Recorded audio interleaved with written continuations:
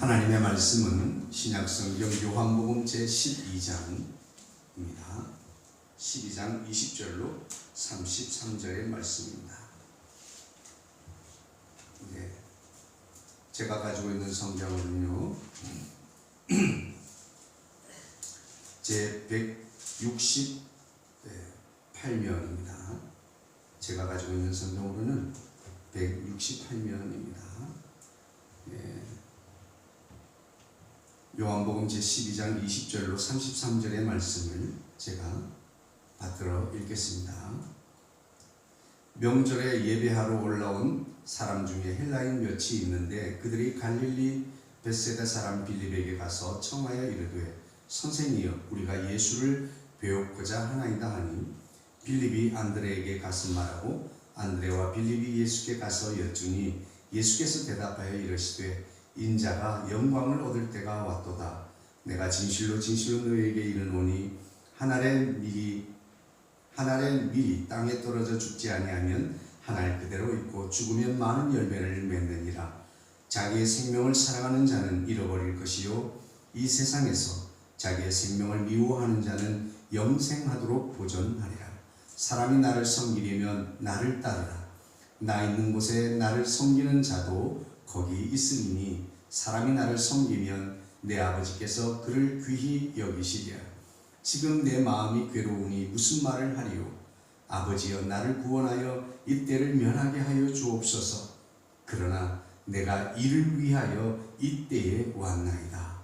아버지여 아버지의 이름을 영광스럽게 하옵소서 하시니 이에 하늘에서 소리가 나서 이르되 내가 이미 영광스럽게 하였고 또다시 영광스럽게 하리라 하시니 곁에 서서 들은 무리는 천둥이 울었다고도 하며 또 어떤 이들은 천사가 그에게 말하였다고도 하니 예수께서 대답하여 이르시되 이 소리가 난 것은 나를 위한 것이 아니요 너희를 위한 것이니라.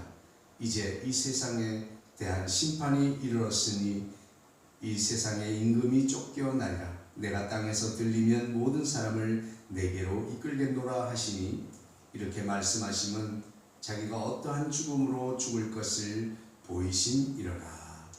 아멘. 할렐루야.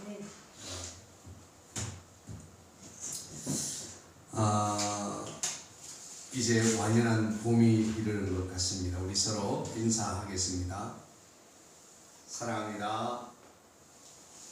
더 행복하소서. 그 일은 잘 될 것입니다. 네, 오늘도 박수기 권사님, 또 강병수 권사님, 또 이장선 함께 자리해 주셔서 너무 감사합니다. 방송을 보실 때 2배속으로 그 설정을 해주시면 저하고 예배드리는 시간의 간격이 줄어들어서 좀 실시간으로 되어질 줄 믿습니다. 한번 2배속, 2배속으로 한번 보기를, 속도를 2배속으로 한번 해주시기 바랍니다.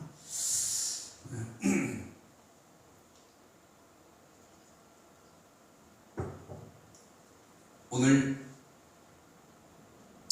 본문은 이제 6월절에 찾아온 헬라인들의 이야기로부터 시작이 되고 있습니다. 아마도 이 헬라인들은 예수를 믿는 이방인 중에서 예수님을 믿게 된 사람들이 아닐까 생각이 들어요. 그들이 예배하러 왔다 이렇게 말하고 있습니다. 6월절은 이스라엘 유대인들의 명절이죠. 그 명절에 예배하는데 그들도 그 이스라엘 유대인의 명절에 예루살렘에서 함께 예배하러 예루살렘에 왔더라 하는 거죠. 그 사람 중에 헬라인들이 왔는데 그들이 빌립에게 예수님 뵙기를 청합니다. 왜 빌립에게 그렇게 했을까라고 했을 때 주석에는 빌립의 이름이 헬라식 이름이기 때문에 친근하고 또 제자들 가운데서 비교적 헬라어를 잘했기 때문에 언어 소통이 자유로워서 아마 그렇게 청하지 않았을까라고 이렇게 분석하는 분도 있습니다. 어쨌든 빌립에게 청했습니다. 그랬더니 빌립은 안드레에게 이야기를 하게 되고, 곧장 이제 빌립과 안드레는 예수님께 나아가서 이 면담 요청이 있음을 예수님 뵙기를 헬라인들이 청합니다라고 전달을 하게 됩니다. 예수님께서는 이 말씀을 들으시고, 야, 이제 비로소 인자가 영광을 얻을 때가 되었다, 타이밍이 되었다, 그 순간이 되었다 라고 말하고 있습니다.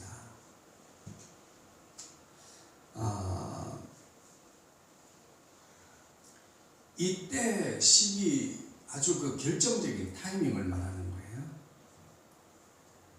그래서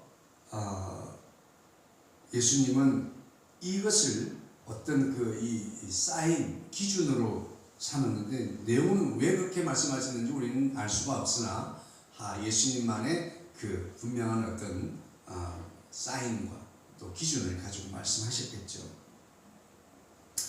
그러시면서 이제 이 농사의 원리를 말씀합니다. 미랄의 비유를 통해서 미랄이 땅에, 여기서 진실로 진실로 너에게 이르노니 라고 말합니다. 예수님께서 성경에서 진실로 진실로라고 표현한 것은 언어학적으로 보면 그 강조점이 두기 위해서, 강한 강조를 하기 위해서 반복을 합니다.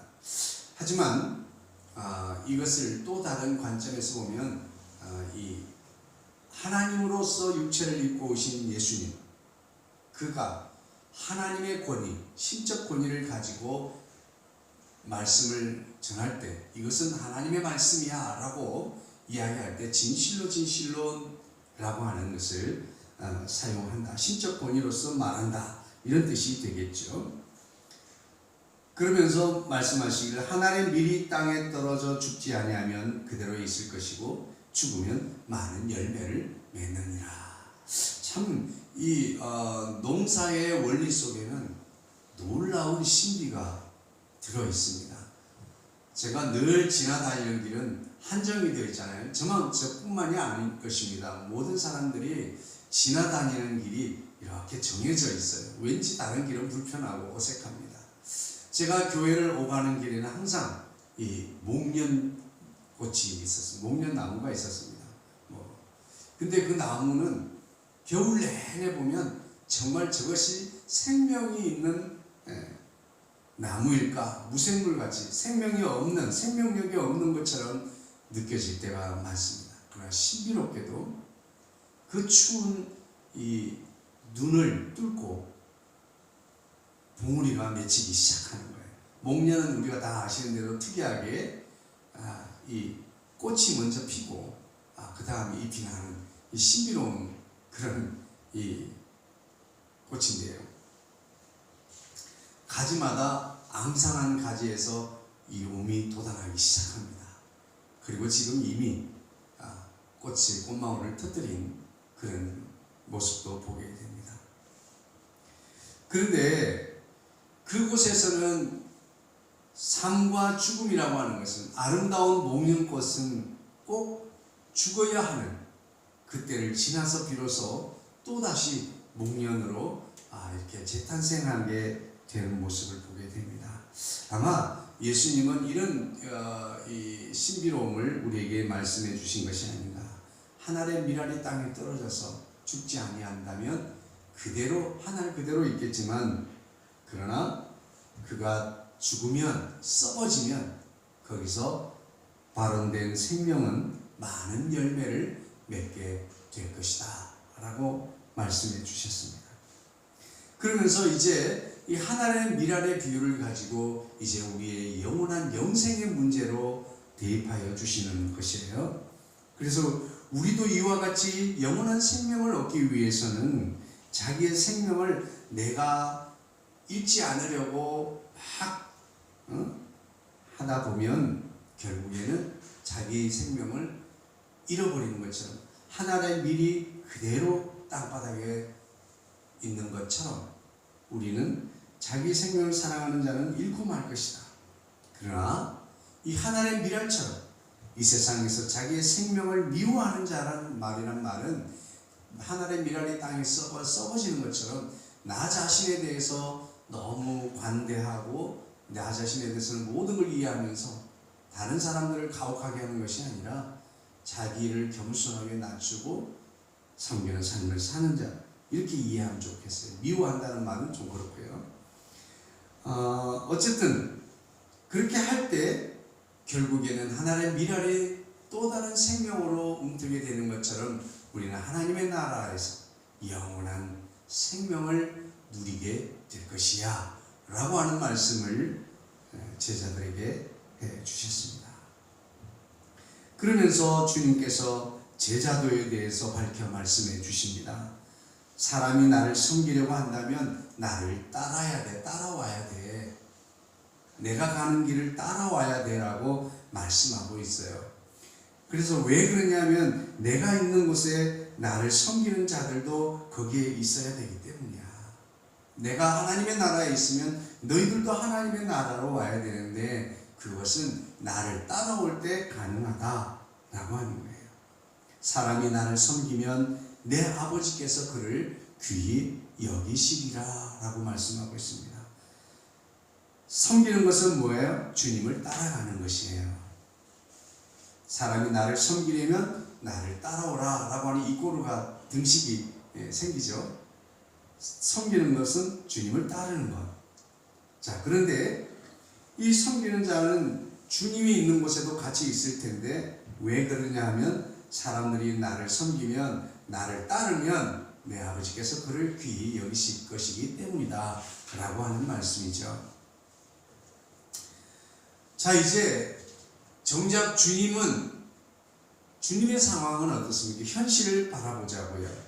주님은 이제 하늘나라와 또 하늘의 일을 위해서 쭉 말씀을 하시다가 지금 현재 내가 발을 디디고 있는 현실 속의 상황을 돌아보게 됩니다. 지금 예수님은 이제 유월절의 어린 양으로 십자가를 지시기 위해서 모세 장대에 달렸던 노뱀처럼 십자가에 높이 달려야 하는 그 일을 위해서 주님은 지금 예루살렘을 입성하신 겁니다. 다르게 말하면 죽기 위해서 지금 예루살렘으로 들어왔습니다. 그 예수님의 상황이 어떻겠습니까? 예수님은 고난을 향한 당신의 목적을 정확하게 상황을 인식하고 있습니다. 우리는 가끔씩 현실을 초월한 듯한 삶을 사는 사람들을 보고 저 사람들은 비현실주의적이고 비현실자야 뭐 이렇게 말할지 모르겠습니다. 그러나 예수님은 정확하게 현실을 인식하고 파악하고 있었습니다. 그러면서 이렇게 말합니다. 지금 내 마음이 괴로우니 무엇을 기도해야 할까라고 말하고 있습니다. 내가 어떻게 무엇을 말해야 되겠습니까? 아버지여 나를 구원하여 이 때를 면하게 하여 주옵소서. 이렇게 기도해야 할까? 그렇지만 주님은 속히 당신의 사명을 인식합니다. 아니다. 나는 이 일을 위하여 이때에 왔다. 이 일을 위하여 이때를 위하여 왔다라고 사명을 다시 한번 확인하고 삶의 목적을 다시 한번 확인하게 되는 것입니다.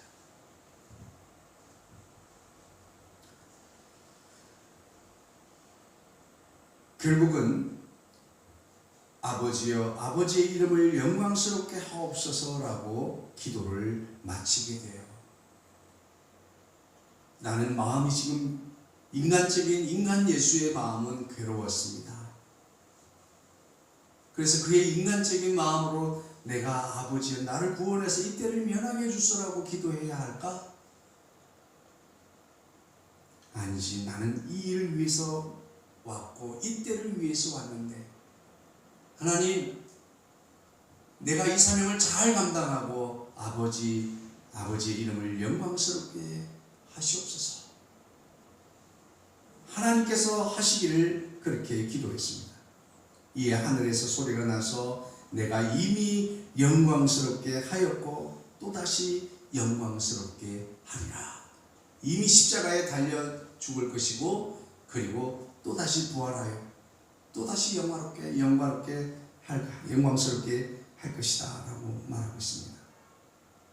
이 소리는 음성이 나서 말씀드렸는데 이 음성은 모두에게 주변 모두에게 들리는 하나님의 음성이었습니다. 그러나 모두가 하나님의 음성을 들었지만 대부분의 곁에 섰던 무리들은 천둥이 울렸다 이렇게 말하는 사람들이 있었습니다. 그런가 하면 그 중에는 어떤 사람들은 아니다, 천사가 예수님께 말하였다라고 이렇게 말하고 있습니다. 거기에 예수님께서 이렇게 말씀하고 있어요. 이 소리가 너희에게 들린 것은 나를 위한 것이 아니고 바로 너희들을 위한 것이야 라고 말이죠.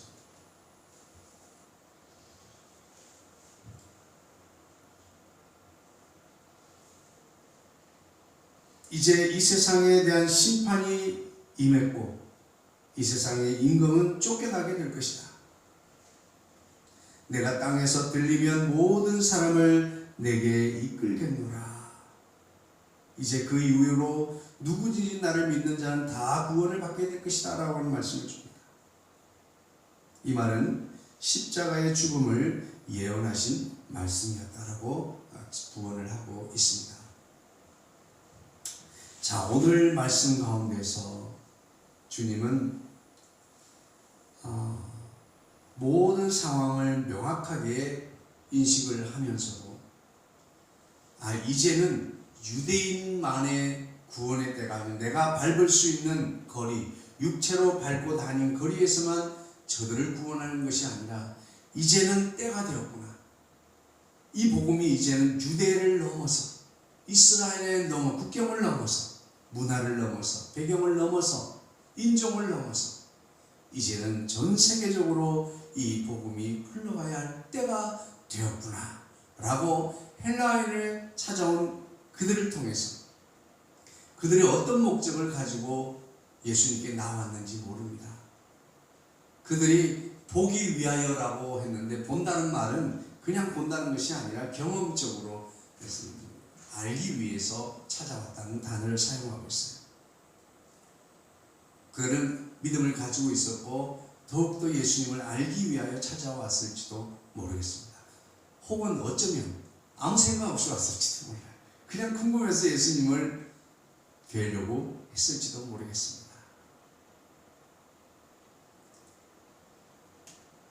어쨌든 찾아왔던 그들을 통해서 예수님은 이 복음의 또 다른 이제 범주를 넘어서 세상 전부를 구원할 때가 되었음을 예수님은 인지하게 되었고 그리고 그 길은 어렵고 고통스럽고 수치스럽고 힘든 더 이상의 고통이 없을 죽음이라고 하는 그 극에 달하는 그 길을 걸어가야 하는 것을 스스로 인식하게 되고 거기에 대한 분명한 이해가 있고 그리고 그 길을 갈 것이라고 하는 것을 말하고 있습니다.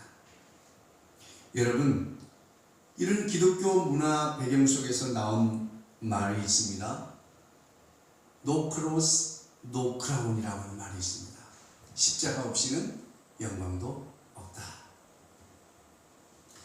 또 no sweat, no sweet라고 하는 말이 있어요. 땀이 없으면 달콤함도 없다. No pain, no gain이라는 말이 있습니다.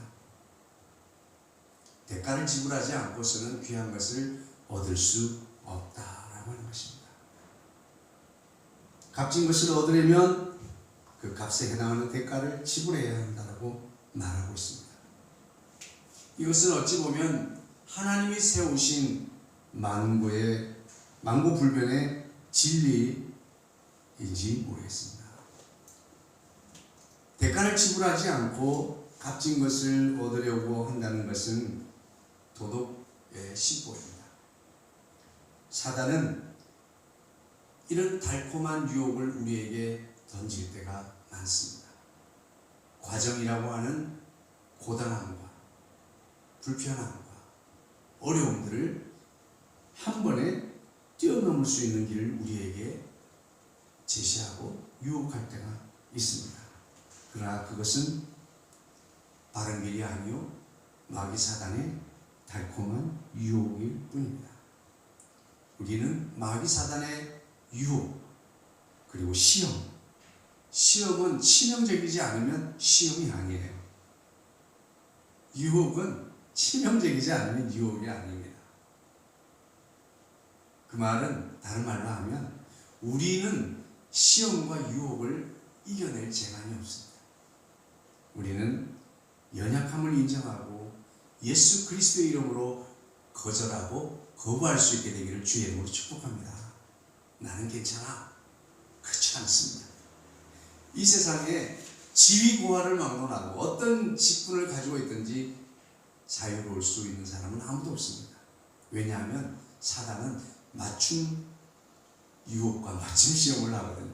그 사람에 해당하는 직분과 지위 그리고 그 사람에게 꼭 알맞는 맞춤식 유혹과 시험을 하기 때문에 치명적이지 않으면 시험이 아니라니까요. 치명적이지 않으면 유혹이 아니에요. 그래서 그럴 때마다 여러분 예수 그리스도의 이름으로 거부한다, 거절한다 라고 말할 수 있게 되기를 주의 이름으로 축복합니다. 결국에는 과연 이 헬라인들은 어떤 목적으로 예수님을 찾아왔을까요? 아니 오늘의 헬라인과 같은 저와 여러분들이 세상을 살아가는데 과연 어떤 이유로 살고 있을까요? 아니 어쩌면 주님 앞에 예배하는 저와 여러분은 우리는 왜 예수님께 예배해야 하는 걸까요? 여러분은 왜 이 말씀을 듣고 있을까요? 인간 최용석은 흠모할 만한 그런 것이 없습니다. 그럼에도 불구하고 그 예수님의 말씀을 우리가 들어야 할 이유와 그 목적이 과연 무엇일까요? 조금 더 우리 삶의 문제를 확장해서 우리가 하나님 앞에서 살아가는 성도로서의 삶을 살아가는 이유와 그 목적은 과연 무엇일까요?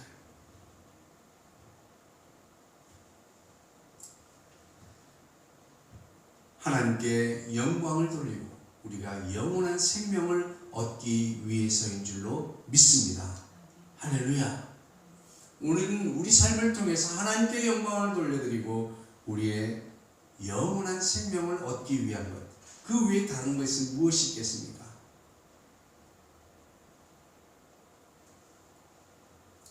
그 외에 다른 목적이 있다면 예수님께서 광야에서 떡을 먹었던 사람들에게 너희들이 하나님만이 하실 수 있는 그 하나님의 표적을 보고 나온 것이 아니라 그저 빵을 먹어서 배가 부른 것 그것 때문에 나왔다라고 말하는 사람들과 다를 바가 없습니다.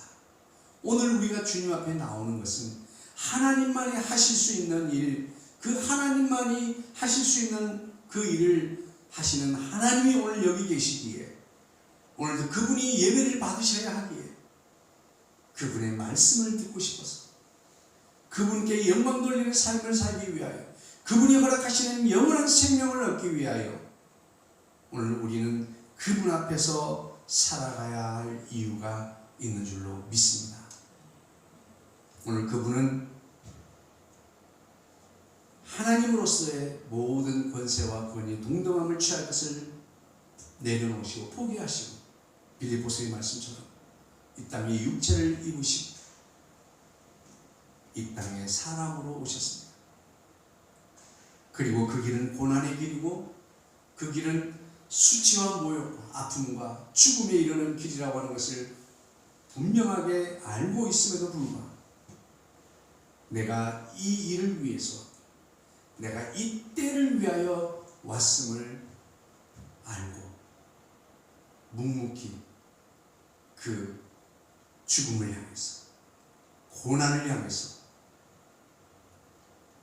행진하는 당당한 예수님의 모습을 우리에게 보여주셨습니다. 그리고 마침내 구원의 길을 여셨고 하나님께 무한한 영광을 올려드렸습니다. 여러분, 저와 여러분도 오늘 우리가 예배하는 삶, 하나님 앞에서 성도로서의 삶을 살아가는 이유 다른 것 없잖아요. 하나님께 우리 삶을 통하여 영광을 돌려드리고 우리의 영원한 영생, 생명을 누리기 위함인 줄로 믿습니다. 이미 우리의 영원한 생명은 예수 그리스도의 이름을 나의 구주 나의 하나님으로 믿고 영접하는 순간 우리는 영원한 영생의 자녀가 되었습니다. 이제 우리는 하나님 앞에 영광 돌리기 위한 저와 여러분의 삶을 경주해야 될 줄로 믿습니다. 하나님 앞에 영광은 어떻게 돌릴 수 있습니까? 예수님처럼 예수님을 따라가는 삶, 예수님을 본받는 삶을 삶으로 가능하게 될 줄로 믿습니다. 그렇게 할 때 하나님께서 영광을 받으시고 하나님께서 저와 여러분을 귀하게 여겨주실 줄로 믿습니다. 그러면 오늘도 우리가 영광과 영원한 생명, 이 영생을 얻기 위하여 영원한 하나님 앞에 예수 그리스도를 믿음으로 우리는 이제 영생을 얻었습니다. 그렇다면 하나님 앞에 영광을 돌리고 또 하나님 앞에서 영광스러운 존재가 되기 위하여 영광을 얻기 위하여 우리가 할 수 있는 이 뭐가 있을까요? 몇 가지를 말씀을 드리겠습니다. 첫 번째, 우리는 하나님 앞에 영광을 돌리고 하나님 앞에서 영광스러운 존재가 되기 위하여 우리가 할 수 있는 첫 번째는 분명한 목적 인식입니다. 할렐루야. 목적 있는 삶을 사십시오.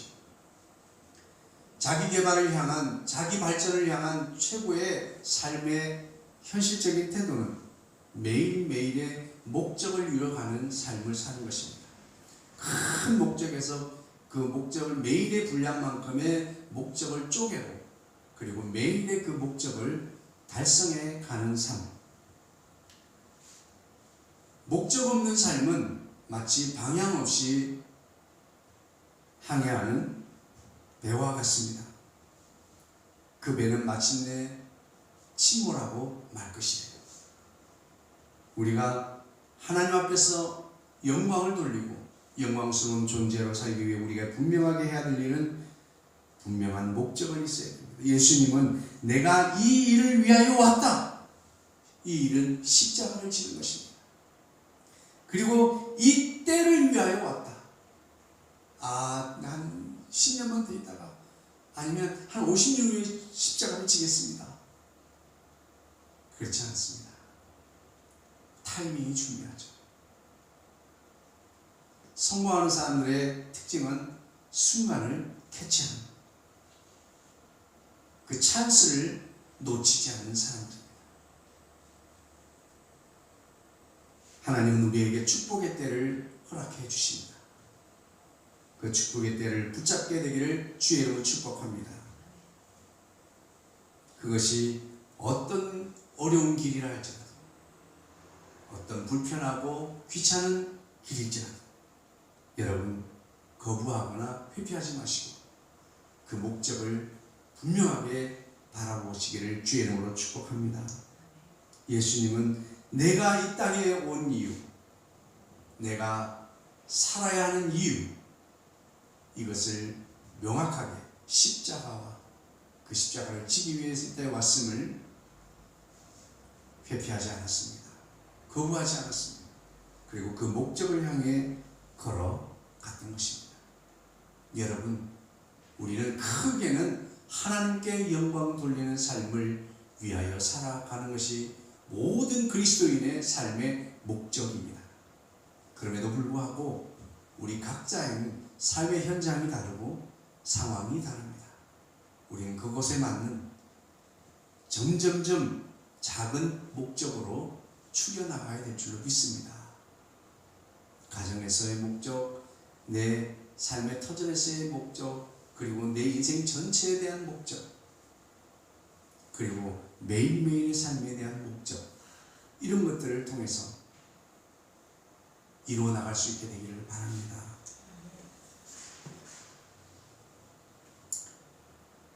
두 번째입니다. 하나님 앞에 영광을 돌리고 우리도 하나님 앞에서 영광스러운 존재로 살아가기 위한 첫 번째는 뭐라고 했습니까? 분명한 목적 인식입니다. 목적 있는 삶을 살아. 목적을 명확하게 해야 돼. 비신앙적인 사람들도 자기 발전을 위해서라면 목적 있는 삶, 목적을 명확하게 하고 달려가고 있습니다. 그래야 에너지 소비도 없고 그리고 집중을 할 수 있으니까요. 자, 두 번째로 우리가 하나님께 영광을 돌리고 하나님 앞에서 영광스러운 존재로서 살아가기 위한 우리가 할 수 있는 두 번째 일은 농사의 원리를 인정해라 하는 것입니다. 우리 인생은 농사의 원리와 같습니다. 이 말은 다르게 하면 과정을 뛰어넘을 수 없다라고 하는 사실입니다. 과정은 결코 생략될 수 없다라고 하는 것이에요. 한 알의 밀알은 분명히 땅에 뿌려져 있는 과정이 있어야 하고 그리고 땅 속에서의 썩어지는 과정이 필요합니다. 그리고 거기에서 자기의 형체를 벗어버리고 그 속에서 새로운 삶이 움터야 하는 과정이 있습니다. 이것이 우리 삶에 대입한다면 굉장히 가혹하고 힘들고 어려움이 예상되어지는 비유입니다. 저는 굳이 설명하지 않겠습니다. 각 개인의 삶에 이 미라를 한번 대입해 보십시오. 지금 나는 내 삶에 있어서 나의 미래는 어떻게 되고 있는가? 우리는 이 모든 과정을 뛰어넘어서 싹이 나고 나무가 자라고 잎이 풍성해지고 꽃이 피고 열매 맺는 것만 바라보고 있지는 않을까요?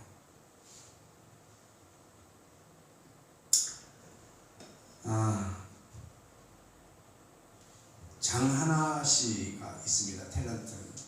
탤런트 장하나 씨가 처음부터 가수가 되었던 것은 아니래요. 그런데 장하나 씨가 이렇게 탤런트로서 이렇게 열심히 연기를 하고 있는데 그를 캐스팅하는 했던 PD들의 이야기 속에서 전해지는 이야기가 있는데 하나는 그거예요. 장하나 씨가 꿈이 있고 노래를 잘하고 연기를 잘해서 선택된 부분도 있지만 캐스팅된 것도 있지만 장하나 씨는 매우 성실한 태도로서 이 모든 일에 임했다고 하는 거예요. 정확한 시간 그리고 열심히 자기가 할 일을 챙기고 준비를 하고 하는 한마디로 요약하면 장하나 씨는 꿈이 있었기 때문에 캐스팅이 된 것이 아니라 그의 성실한 목적을 향한 삶을 살 때 비로소 캐스팅이 될 수 있었다라고 하는 거예요. 오늘 목사님마다 이 예화를 할지 모르겠어요. 저는 한 번도 그 소개된 예화를 한 적이 없는데 오늘 처음으로 설교 준비하는 책자에서 나온 예화를 썼어요. 혹시 다른 교회에서 이 예화를 한다고 해서 목사님 저 다른 교회 목사님 따라했다 이렇게 생각하시면 곤란해요. 네, 다른 분이 따라한 거예요. 어쨌든 우리에겐 과정이라고 하는 과정은 생략될 수도 없고 뛰어넘을 수도 없다. 그 과정을 분명하게 통과한 이후에 우리는 또 다른 과정으로 진행하게 된다라고 하는 사실입니다. 우리는 한 알의 밀알처럼 땅에 심겨져야 합니다. 우리의 생명도 마찬가지로 썩어져야 합니다. 주님을 따른다는 것은 주님처럼 사는 것입니다. 마지막입니다. 우리는 예수 그리스도를 통하여 예수 십자가로 영원한 영생을 얻게 되었습니다. 이제 이 땅에 사는 동안 하나님께 영광을 돌리고 하나님 앞에서 영광스러운 존재로 살아가야 합니다. 그러기 위해서 우리가 할 수 있는 몇 가지 중에 첫 번째는 분명한 목적을 인식해라. 내가 지금 이 일, 이때를 위해서 왔다는 것. 그리고 두 번째는 농사의 원리를 인정해. 모든 과정은 생략될 수도 없고 뛰어넘을 수도 없다. 마지막 세 번째입니다. 하나님께 영광이라고 하는 목적을 가지고 살게 되길 주의 축복합니다. 하나님께 영광이라고 하는 것은 마치 바다를 항해하는 배들이 길을 잃지 않도록 하는 등대와 같습니다. 가끔씩 우리는 신앙생활을 하면서도 믿음으로 살다가도 우리는 옳고 그름이라고 하는 것, 그리고 내가 이해한 성경이 진리라고 하는 이런 똑같은 하나님의 말씀을 가지고 다투기도 하고 싸우기도 하는 경우를 저는 보게 돼요. 또 어떤 경우에는 나의 신앙적 신념 때문에 다른 사람들의 신앙을 비난하고 정죄하고 같은 신앙끼리 다투고 논쟁하고 싸우는 것을 많이 보게 됩니다. 지금 온라인상에는 서로 존경하고 서로를 격려하고 서로 사랑해야 될 동력자, 믿음의 교우들, 목회자들 입에 담을 수 없는 욕으로 자신의 신념과 다르다는 것, 자기가 이해한 신앙과 다르다는 것 때문에 정죄하고 비난하는 것을 멈추지 않습니다. 두려워하지 않습니다. 그것이 하나님께 영광이 될까요? 내가 하나님의 말씀을 바르게 이해하고 있다는 것을 드러낸다고 해서 그것이 하나님께 영광이 될까요? 그 사람들은 이미 등대불이 꺼진 사람들이에요. 바다를 항해하는 중에 보고 나아가던 등대가 꺼져버린 사람들입니다. 그저 항해하는 데만 집중한 사람들이에요. 우리 인생의 항해에 방향을 잃지 않게 하고 방향성을 유지하도록 하는 게 무엇일까요? 우리 인생의 가장 큰 삶의 목적인 하나님께 영광이라고 하는 그 목적을 기억해야 될 줄로 믿습니다. 내가 발전하고 내가 성장하기 위해서 내 삶의 목적에는 집중하면서도 우리 인생의 존재의 목적, 하나님께 영광이라고 하는 그 영광을 잊어버리고 살 때가 너무나 많습니다. 오늘 예수님의 기도를 보십시오. 내가 십자가를 져야 함에도, 이런 두려움에 있음에도 하나님께 영광이라고 하는 방향성을 잃지 않고 나아가고 있습니다. 오늘 저와 여러분, 내 삶에 우리 앞에 삶은 녹록지 않습니다. 어렵습니다. 아픕니다. 너무나 명확하게 힘들 삶이 우리 앞에 놓여져 있습니다. 그럼에도 불구하고 우리는 담대하게 그 길을 걸어가야 하는 사람은 바로 하나님께 영광 돌리는 삶을 살아야 하기 때문입니다. 하나님의 말씀은 이 세대를 위한 것이라고 했습니다. 오늘 저와 여러분은 이 시대의 선지자들입니다. 왜요? 하나님의 말씀을 받은 자는 선지자라고 했습니다. 오늘 저와 여러분은 오늘 하나님의 말씀을 받은 자들은 선지자입니다. 하나님의 말씀을 먼저 받아서 먼저 아는 자들입니다.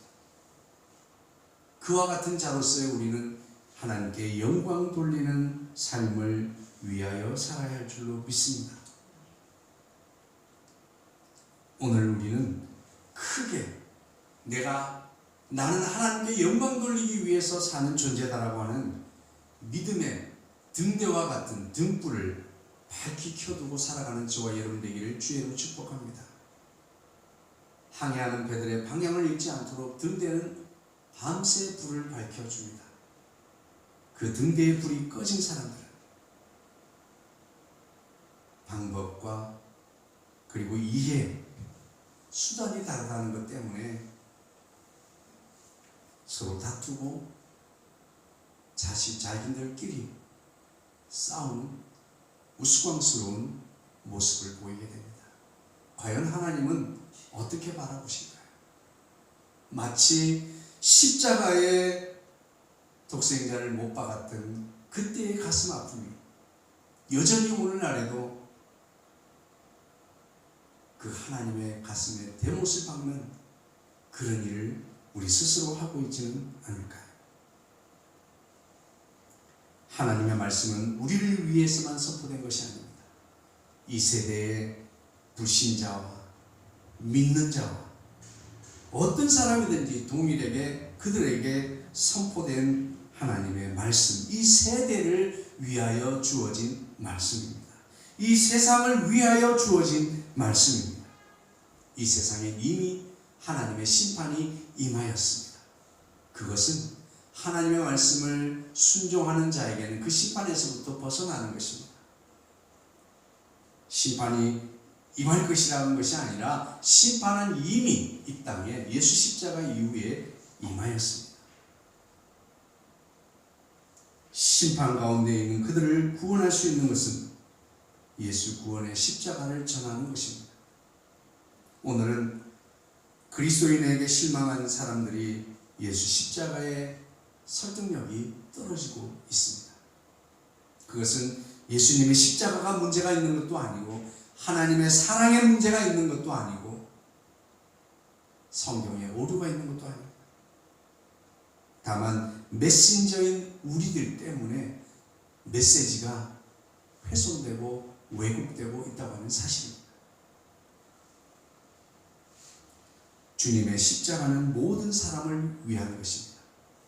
오늘 저와 여러분은 이 세상을 위하여 하나님의 영광을 위하여 십자가를 향해 나아갔던 예수님처럼 오늘 저와 여러분들 내 앞에 있는 영화로운 삶만 바라볼 것이 아니라 오늘도 내 삶을 이 땅에 허락하신 그 하나님의 영광을 위하여 나아갈 수 있게 되기를 주의 이름으로 축복합니다.